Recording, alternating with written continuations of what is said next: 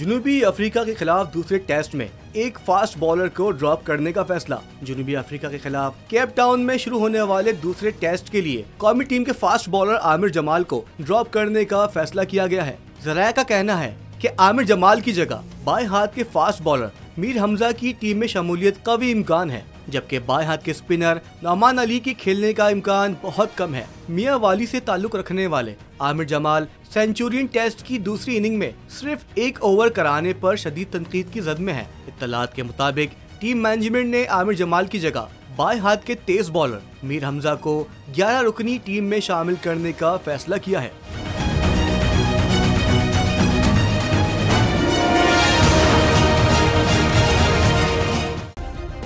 Subscribe करें और bell दबाएं ताकि कोई खबर रह न जाए।